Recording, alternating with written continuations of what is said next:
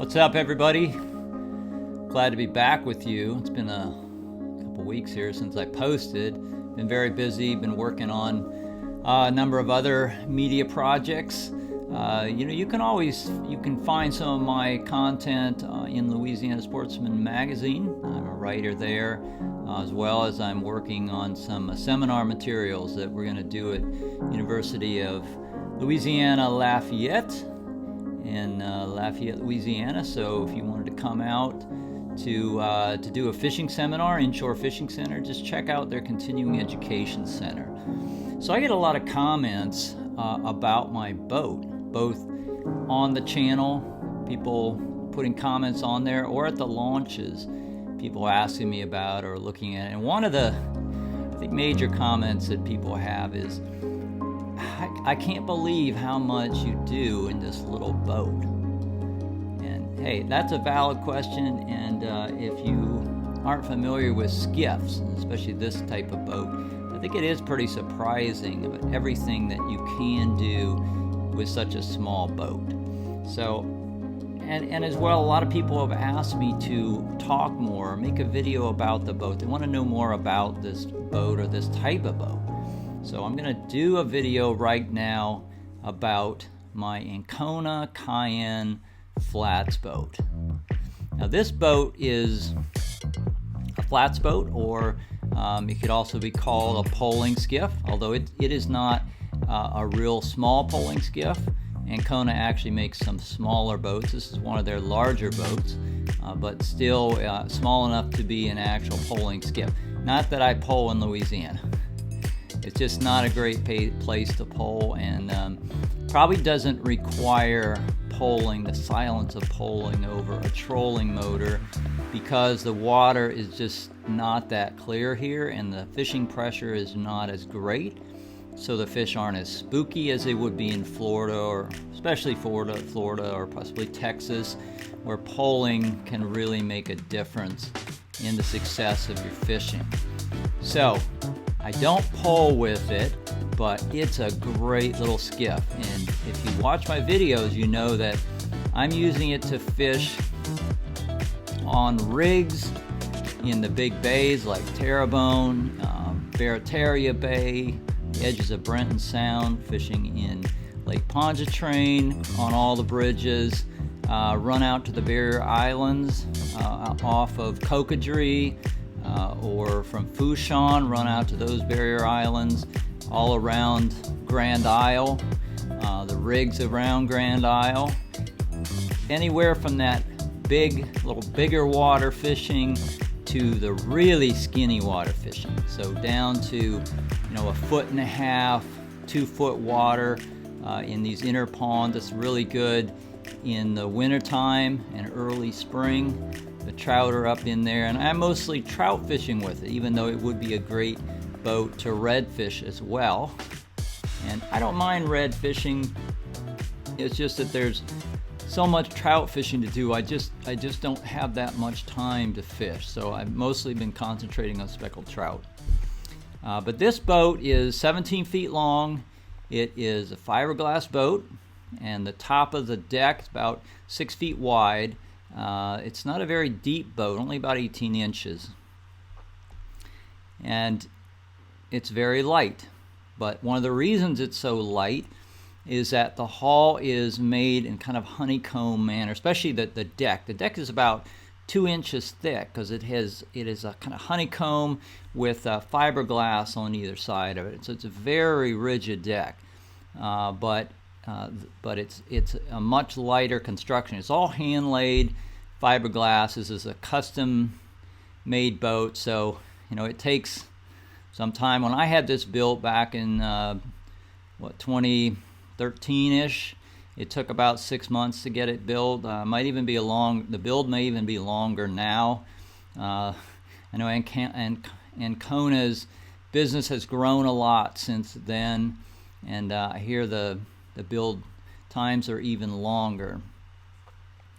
But it's a special boat, and it does a special job, which is more versatile than a lot of other boats, a lot of other boat designs, while being really quite safe, very seaworthy, and I'll talk more about the seaworthiness after a bit. But it takes me all over, not only Louisiana, but I've taken it to Florida, I've taken it to Virginia, and I've fished in a variety of saltwater and freshwater environments. So it is a V-hull boat, and it has a very sharp chine on the bottom, which gives it a lot of initial stability.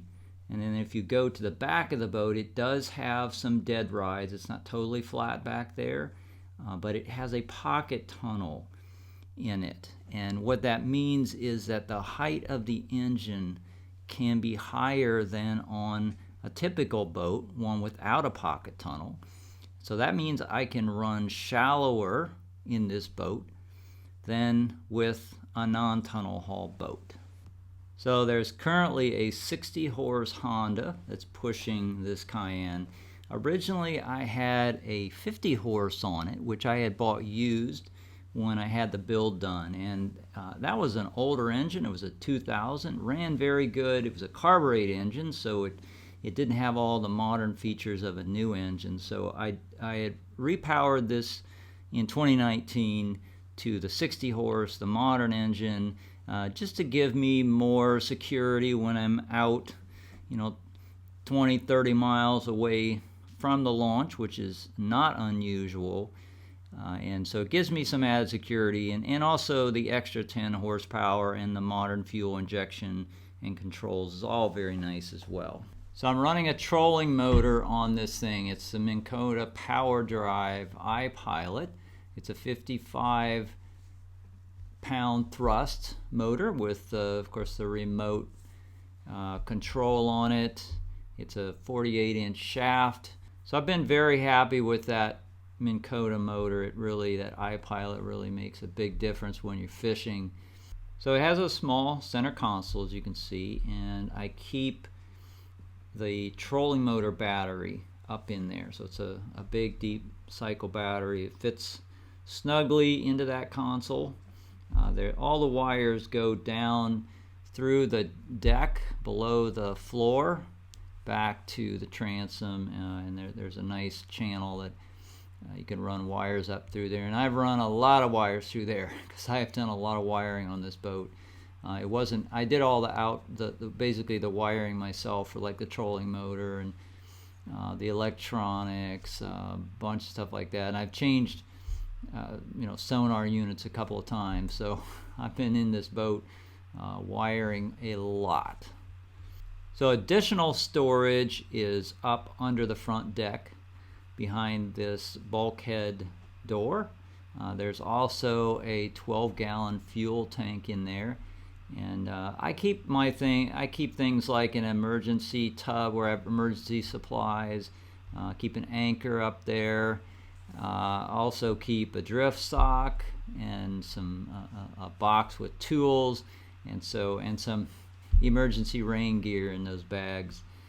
So it's all stuff that I don't have to get to often, but it's all accessible to me if I have to. There's also really good storage in the back of the boat, and the covers to these storage compartments create the rear deck of the boat. They shed water. These compartments stay very dry. Now one of them, the one on the port side, is also a cooler or live well. It's got a drain in it. I've never set it up as a live well, but that is an option that I could.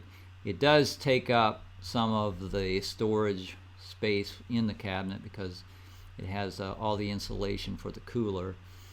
The other side is just open. It's a really big compartment, and it can take a lot of gear in there, and that's typically where I put all of my fishing, the boxes of lures and just whatever. I fill it up when I'm on a trip. So that center grab bar is really important to me. I wouldn't know what to do without it. In fact, it wouldn't be that safe as safe to move around the boat in rough water without that grab pole. So I would consider that an absolute necessity on this boat. You can walk on the gunnels all the way around the boat, and boy, it sure helps to have that grab bar, because you can touch it to gain stability as you're moving by. And then I also have mounted this 3 rod holder set on there as well. My Lowrance TI Elite 9 is mounted on that grab bar, the plate of the grab bar as well. And also that's my camera tripod, or not tripod, but I guess it's a monopod that mounts there. So that gives me the ability to film 360 on the boat, to swing the camera 360 and try to capture all the great footage that we're having on a good day anyway. And then the poling platform. Now, I said before I don't pole in Louisiana, and I didn't originally have this poling platform. I got it added later, but man, it's an absolute necessity for this boat, even though I don't pole, and that's because it's so versatile. I mean, I strap all kinds of stuff to it. I strap my life vest to it so that if we need them, they are very accessible. I put a bag on there for trash. You can sit on it, and you can certainly stand on it. The boat's very stable if you stand up there. It is amazing, but it's a great place to sit. But as well, it's a great place to lean against. And so when you're in rough water and you're standing on the back deck fishing, you just lean against that and you have so much stability. It's so easy to fish back there because of that poling platform. Really nice design too. I love the design that Ankona did with this deck. It's all aluminum, so it's got a nice couple ladder type steps to get up, as well as it's got 2 rod holder trolling type rod holders that I have used to troll with before, and it works very well. So another necessity on this boat, given the design, are these trim tabs. And I installed these Lenco electric trim tabs myself. They are a 12 by 9 size. They're really too large. I wouldn't have needed to install such large trim tabs, but anyway, I got them on there. Took a little bit of modification to get them on, but the trim tabs are really important for rougher water. Not the real rough water, but like 2-foot waves, because you get that bow. The trim tabs bring that bow down, and then you can cut right through the water. If you keep the bow up, then you're slamming the bottom, and it's really rough and it's hard on the boat. I don't like to beat the boat up like that. So with the trim tabs, you can drive a lot faster in 1-2 foot kind of waves. Now, if you're in 3-foot waves, you want to keep the bow up. So it means slowing down and keep those trim tabs up. As well, the trim tabs are really great if you have to get up on plane in shallow water. It'll bring you up in an instant in shallow water. And I want to show you the rod holder system in this boat, which is really brilliant. With these wide, I think they're about 1 foot wide gunnels. The rod holders are tucked beneath the gunnels, which is out of the way of where you walk, and you can put 4 rods per side on the gunnel, so you can have 8 storage slots for rods that fit on the side of the boat, and then of course wherever else you want to put them in the boat, whether it's on that center console grab bar or in the back. I've got a couple of rod holders that I put on myself onto the poling platform, although one of those I put a net in, and then it's got the 2 trolling angle rod holders as well. So I don't have an issue with rod storage. There's really a lot of storage on this boat. It's amazing, and I like to keep things off the floor of the boat, which just makes it a lot safer when you're moving around. Now in the front of the console, I'll put a Yeti cooler for fish, and then a smaller Yeti I can put up there, which is the lunch and drinks and that kind of thing. It also serves as a seat on the deck, which I typically just stand up there unless the water is really rough, then I will sit up there. So I want to talk a little bit about the seaworthiness of the boat, because I think that is something that people would find concerning or would have a question about. What it really is the seaworthiness of a small skiff like this when you're out in open water. Is it really safe? And so, I mean, the answer to that question is yes. I'm not a big risk taker. I'm pretty analytical and calculate things pretty well. So I knew what I was getting into when I got this hull design, and was pretty comfortable that it would provide the seaworthiness that I needed in the places I was going to fish. Couple of reasons that it's very seaworthy. For one thing, it has incredible buoyancy because it is a light boat. This hand-laid fiberglass type of construction is much lighter for the same amount of strength as compared to a cutter gun construction. A cutter gun is what a lot of sort of commercially made boats are that aren't custom made. And so the cutter design, they just aren't as strong. You have to have a thicker hull. So it's very light. The entire boat loaded up with the engine, everything's around 800 pounds. And with the trailer, another couple hundred pounds, got an aluminum trailer. So actually the towing weight's only about 1,000 pounds. And I'll talk a little bit more about towing when I talk about the economics on this boat. But this is the only boat I could find in my house. So it's kind of a sorry boat, for example, because it's actually some kind of mix between a kayak and a canoe. But it will serve the purposes of demonstrating some of what's going on. So one of the issues when you're in a small boat, or in any boat, but obviously a longer boat, it takes more waves and higher waves to get into the situation. But when you're in a boat, one of the biggest dangers is if you're riding up over big waves and you come down and you hit that oncoming wave, you can just knife right into it. And when that happens, obviously you're going to fill your boat with water. You're going to get a lot in the first time, and then you're heavier the next time, and then you got even more water on the next wave. So it really helps to have a lot of buoyancy when you knife in. That you don't knife in, it pulls the hull out. And as well, this particular boat has about a 4-inch overhang. From the deck overhangs the hull about 4 inches, so you have additional lift because the wave is coming in, and it will force, it'll hit that lip and push that bow up as more. So that lightness and buoyancy and that overhang gets that hull up out of a wave. Now, I've never knifed into a wave with this. Again, I'm not a huge risk taker, so I'm not out in 6-foot swells.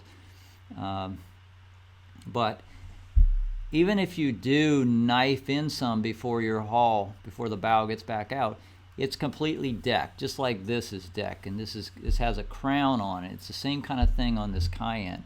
So even if you do get your bow into the water, it's not necessarily coming in your boat. I mean, if you put an incredible amount of, if you were going so fast and you knifed in like a dolphin, then you're going to get water. But if you're going slow, your bow's going to come up, and whatever water gets on there in that crown deck, most of it's going to run off, won't even come in to the cockpit. So that means that if you're having to deal with big waves, going into big waves, it's not as big of an issue as you would think. Of course, you got to slow down, so it's slow. Same thing on the back. It's the back of the hull is decked as well, and one of the issues with a back of the boat is that when you're in big waves and you're going slow, I mean, that might be because you're anchored or because you have engine problems. But a big wave, or it could be a big wave from a large boat or ship, but a wave will come up, go over the transom onto the rear of the boat. If you have a decked hull like this that sheds water, it just pushes the stern down a little bit and the water just runs right off, and it's like nothing happened. And this boat is like that.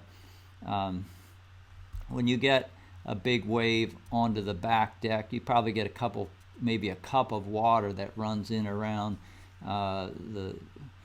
where the deck, the compartment lids are hinged, that kind of thing. It's a tiny amount of water, so it's really not a big deal.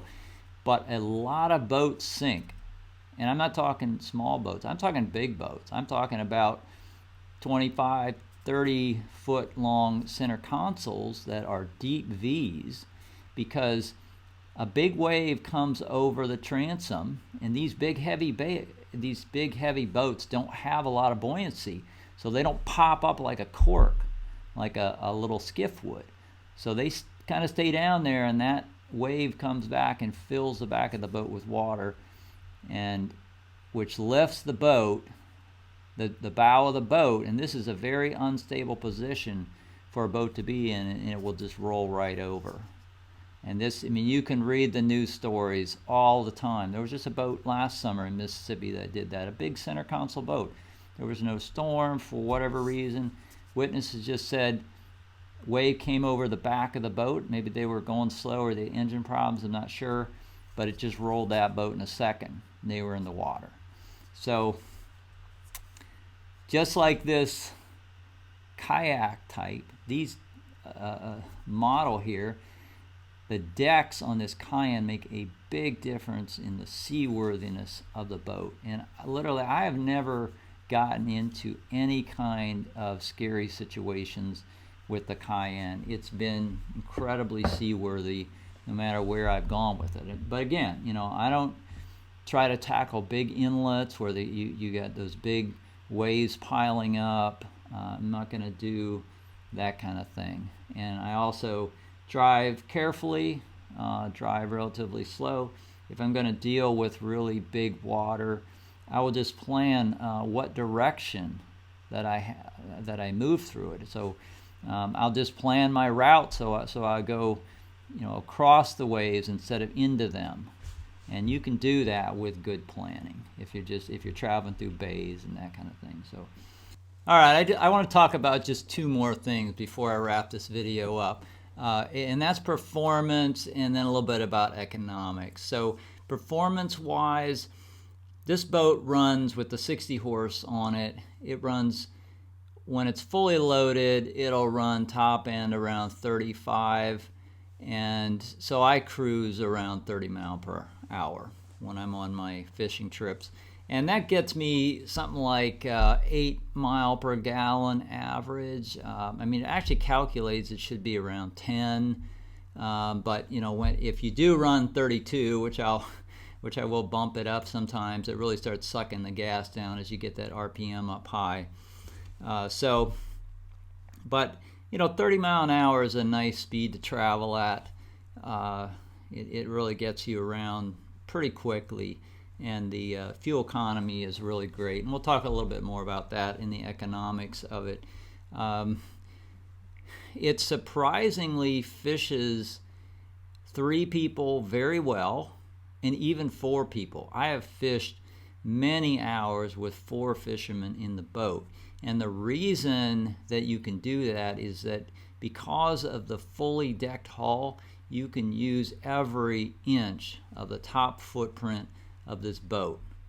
So as I said earlier, it has a 12-gallon fuel tank, so that gives me something like 90 mile range, maybe a little bit more, but and I have done that. I have done 90-mile trips.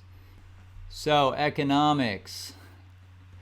Now I know there's some of you that are more of a spending type personality, and you just say, screw it, I'm going to fish. I don't care how much it costs me, and I'm not even going to think about that. And that's fine. You probably want to just close your ears and go la la la, because you're not going to want to hear this section. So it cost me about $50 a trip, an average trip, launching out of Hopedale. So going from Baton Rouge to Hopedale and back is 240 miles plus the fuel I would consume, kind of an average trip down out of Hopedale. So about $50 a trip. So it's about $2,200 a year, because I'm doing 45 trips in a year.